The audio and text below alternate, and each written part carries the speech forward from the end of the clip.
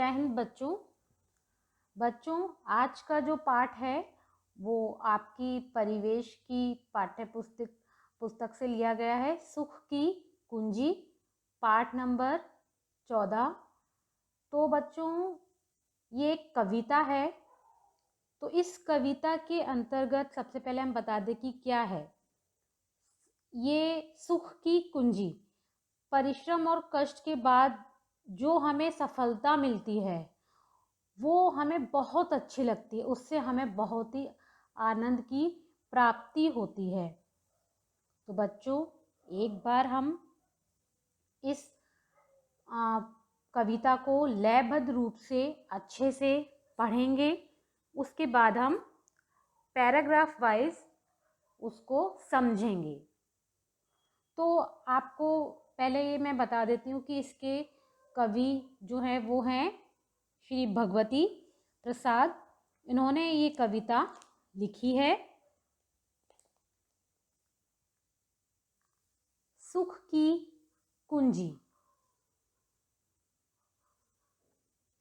तपती धरती तपता अंबर, कण कण बना अंगारा, झुलस रही हरियाली सारी, झुलस रहा जग सारा। पंछी दुबक रहे नीड़ों में, पशु सब हाँफते जाते, छाया भी छाया पाने को सिकुड़ रही शर्माते। छाया सड़कों पर सन्नाटा, तपी जेठ की गर्मी, सूख गई है दूब खेत की, रही ना नाम को नरमी। जेठ तपे तो बरखा आए, रिमझिम बरसे पानी, तपन मिटे धरती की सारी, लहराए खेती धानी।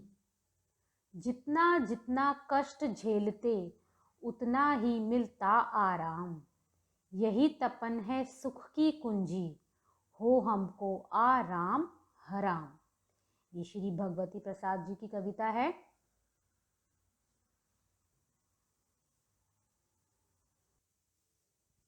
तो बच्चों जैसा कि आप देख सकते हो कि किस तरीके से इसमें तपती धरती यानी कि धूप का वर्णन किया है, गर्मी का यहाँ पर वर्णन किया गया है।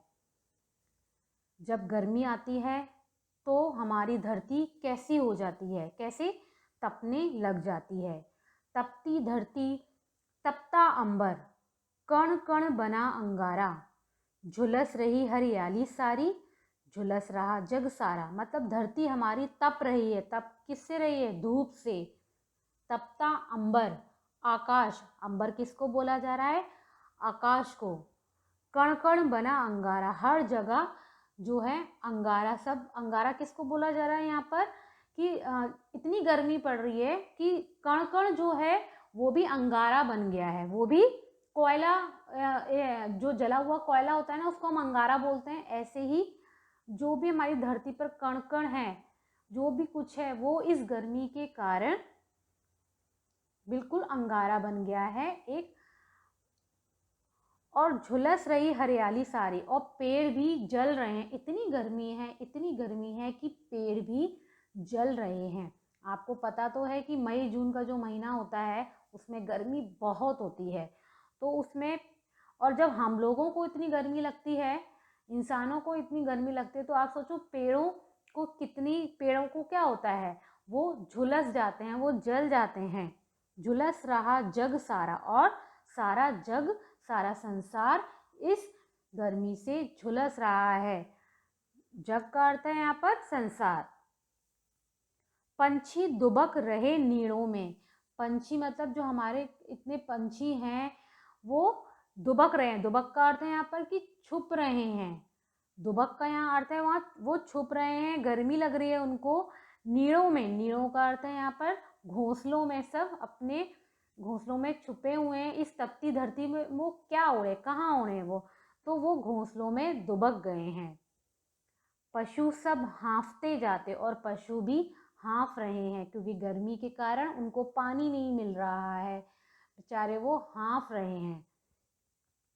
छाया भी छाया पाने को, छाया यानी कि छाया भी छाया पाने को, पेड़ हमें छाया देते हैं ना, लेकिन पेड़ भी आप सोचो जल रहे हैं और वो हमें छाया देते हैं, तो वो पेड़ को भी तो छाया चाहिए ना, तो पेड़ भी जल रहे हैं, छाया भी छाया पाने को सिकुड़ रही शर्माते, मतलब वो हमें छाया देते देते वो खुद सिकुड़ती जा रही है।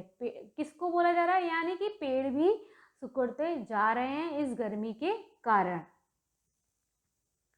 छाया सड़कों पर सन्नाटा, सड़कों पर इतना सन्नाटा छा गया है।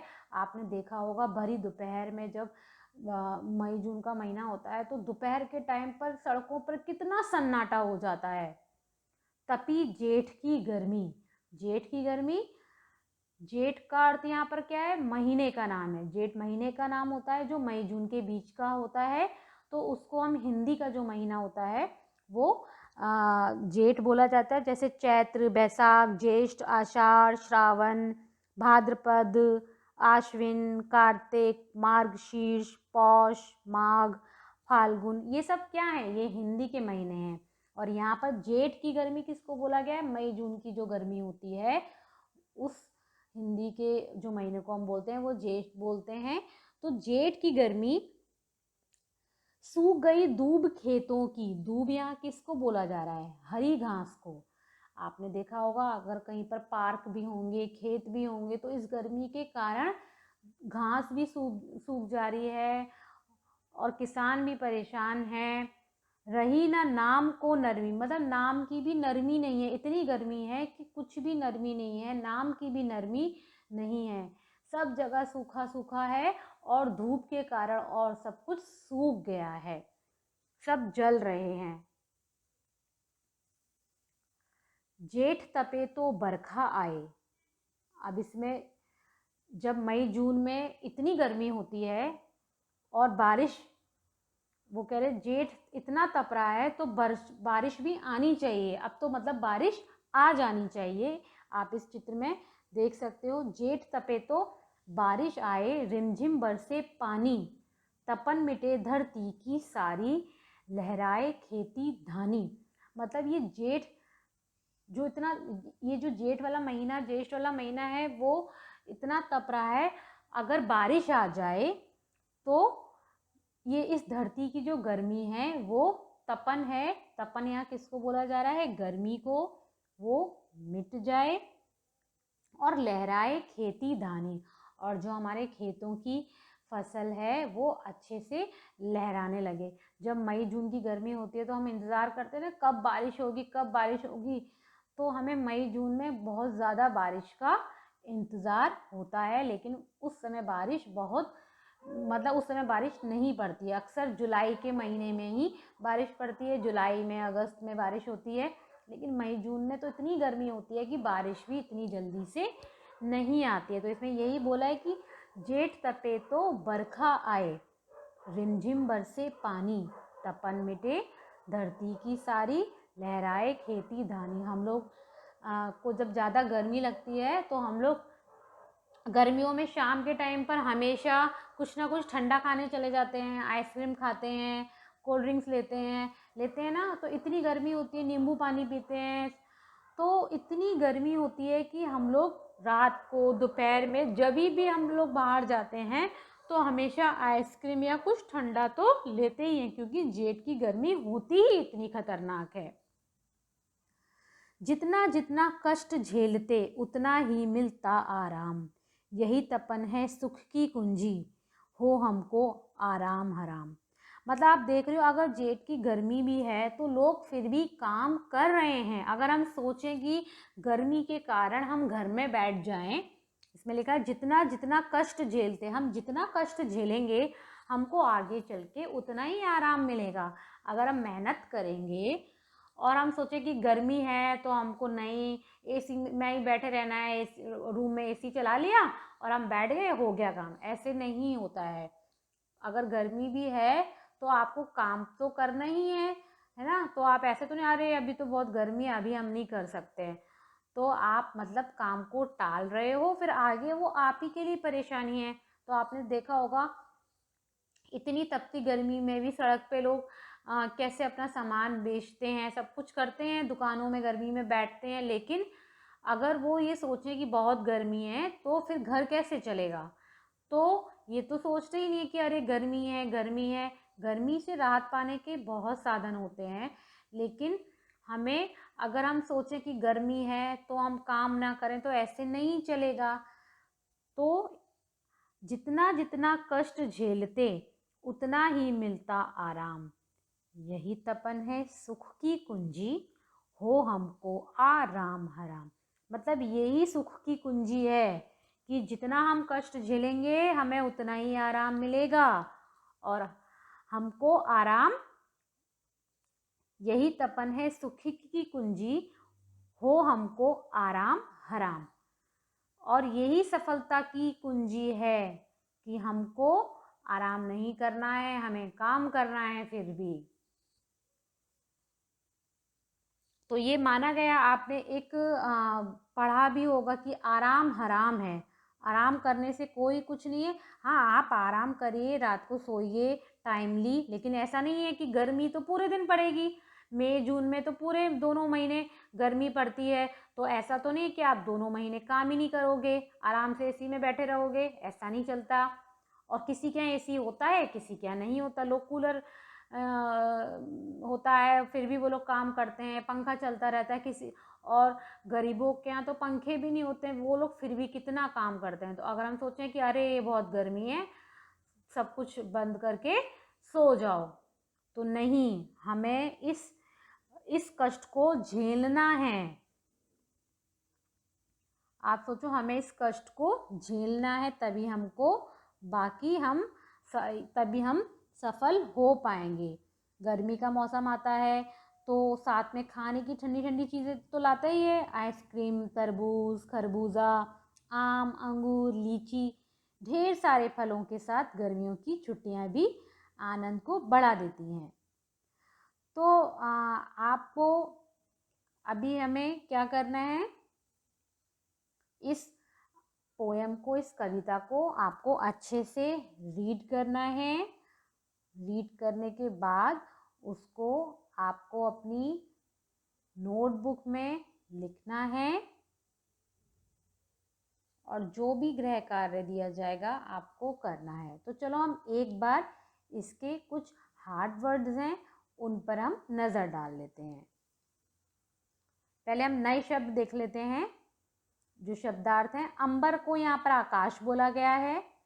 नीड़ो, अंबर के नीचे जो शब्द है नीड़ो, वो है घोंसलो, यानी कि घोंसले, जिसको हम नेस्ट बोलते हैं। सन्नाटा मतलब चुप्पी या खामोशी, यानी कि कितना सन्नाटा सड़कों पे हो जाता है। दूब, दूब का अर्थ होता है हरी घास।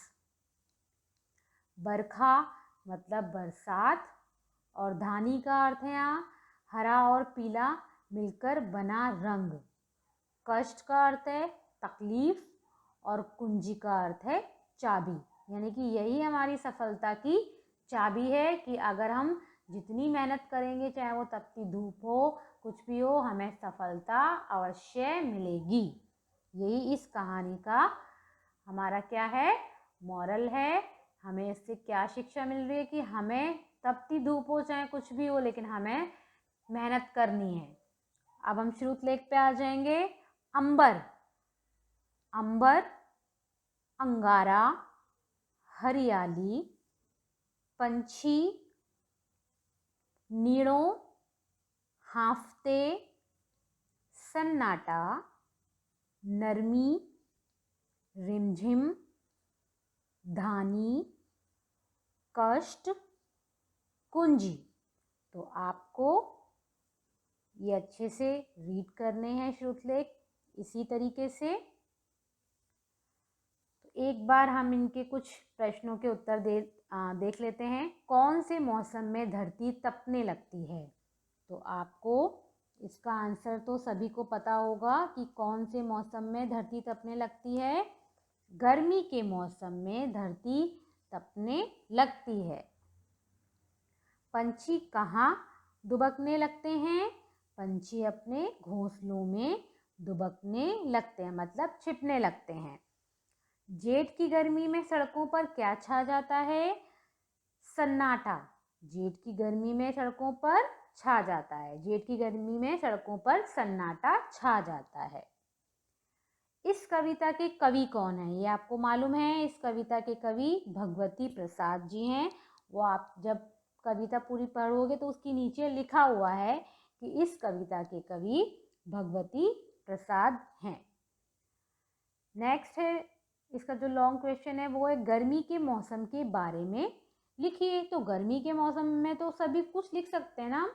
तो गर्मी के मौसम में धरती अंबर तपने लगते हैं, हरी घास सूख जाती है और सड़कों पर सन्नाटा छा जाता है। कौन से महीने में खेत की दूब सूख जाती है? जेठ के महीने में खेत की दूब, दूब का अर्थ है घास, सूख जाती है। वर्षा ऋतु कब आती है? गर्मी के बाद वर्षा ऋतु आती है। आपने देखा होगा जुलाई अगस्त में वर्षा ऋतु आती है, जिसको हम सावन का महीना बोलते हैं।